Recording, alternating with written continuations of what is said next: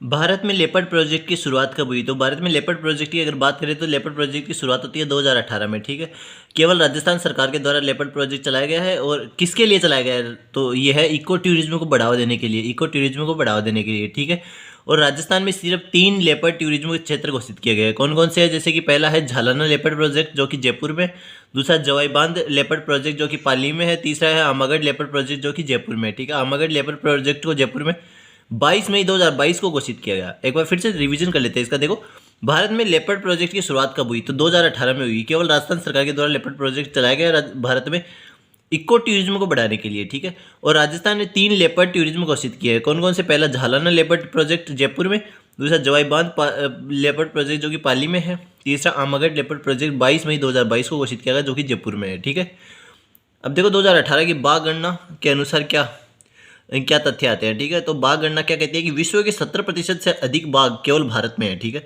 और कुल बाघ कितने हैं भारत में? 2967, ठीक है। जो जिनमें भी सर्वाधिक कहाँ पे? मध्य प्रदेश में 526, कर्नाटक में 524, इसलिए मध्य प्रदेश को टाइगर स्टेट कहते हैं, ठीक है। कर्नाटक में 524, उत्तराखंड में 442। 2017 की हाथी गणना के अनुसार सर्वाधिक हाथी कहाँ पे है? तो सर्वाधिक हाथियों की बात करें तो क्रमशः कर्नाटक में सबसे पहले, फिर असम में, फिर केरल में सर्वाधिक हाथी हैं, ठीक। इसके आगे देखते हैं। देखो, जैवमंडल क्षेत्रों के संरक्षण हेतु चलाया गया कार्यक्रम है, ठीक है। तो जैवमंडल क्षेत्रों के संरक्षण के लिए एमएबी कार्यक्रम चलाया गया है जिसका पूरा नाम है मानव तथा जैवमंडल कार्यक्रम, ठीक है। तो इसकी शुरुआत कब हुई थी? 1971 में यूनेस्को के द्वारा शुरू किया गया था एमएबी कार्यक्रम, जो कि जैवमंडल क्षेत्रों के संरक्षण के लिए चलाया गया है, जो कि 1971 में यूनेस्को के द्वारा शुरू किया गया। भारत में अगर इस एमएबी कार्यक्रम की शुरुआत की बात करें तो 1986 में भारत ने एमएबी कार्यक्रम के पर हस्ताक्षर किए। प्रथम जैवमंडल क्षेत्र नीलगिरी जैवमंडल क्षेत्र को घोषित किया गया जो कि कर्नाटक, केरल और तमिलनाडु राज्यों में फैला हुआ है, ठीक है। वर्तमान में भारत में 18 जैवमंडल क्षेत्र है जिनमें भी 12 जैवमंडल क्षेत्र विश्व नेटवर्क सूची में शामिल है, ठीक है। देखो एक बार फिर से देखो, जैवमंडल क्षेत्रों के संरक्षण हेतु चलाया गया कार्यक्रम कौन सा है? तो वह है एमएबी कार्यक्रम, यानी मानव तथा जैवमंडल कार्यक्रम, ठीक है।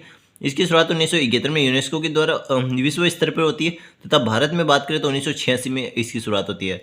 प्रथम जैवमंडल क्षेत्र भारत में नीलगिरी जैवमंडल क्षेत्र को घोषित किया गया जो कि कर्नाटक, केरल और तमिलनाडु में फैला हुआ है, ठीक है। वर्तमान में भारत में 18 जैवमंडल क्षेत्र है जिनमें भी 12 जैवमंडल क्षेत्रों को विश्व नेटवर्क सूची में शामिल किया गया है।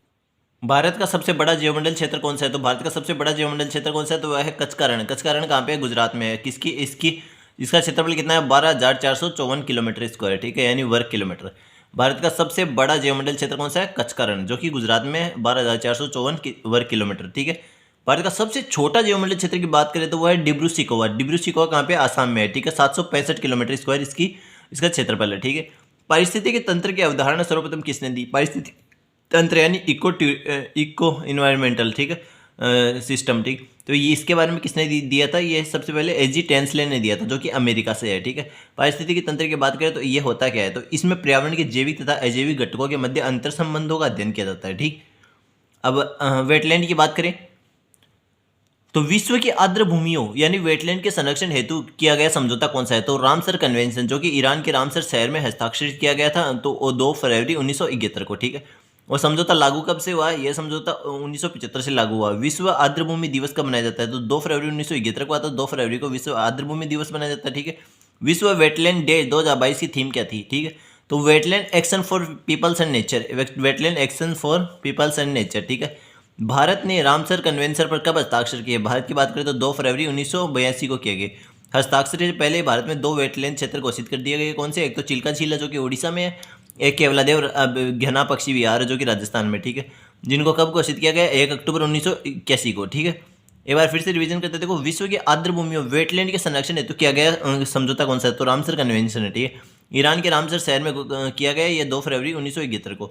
समझौता लागू कब से हुआ था? 1975 से लागू हुआ। विश्व आर्द्र भूमि दिवस कब मनाया जाता है? तो ये 2 फरवरी 1971 को लागू हुआ, तो 2 फरवरी को विश्व आर्द्र भूमि या वेटलैंड डे बनाया जाता है, ठीक है।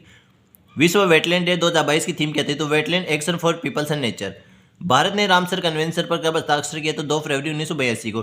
और हस्ताक्षर से पहले ही भारत में 2 वेटलैंड क्षेत्र घोषित कर दिए गए थे। कौन कौन से? एक तो चिल्का झील उड़ीसा, एक केवलादेव घना पक्षी विहार राजस्थान, जिनको 1 अक्टूबर 1981 को वेटलैंड घोषित कर दिया गया। भारत में कुल कितनी रामसर साइट है? तो या वेटलैंड क्षेत्र कौन कितने हैं? तो 75 है टोटल। 2022 में कितने वेटलैंड को रामसर साइट घोषित किया गया? तो 2022 में 29 वेटलैंड को रामसर साइट घोषित किया गया।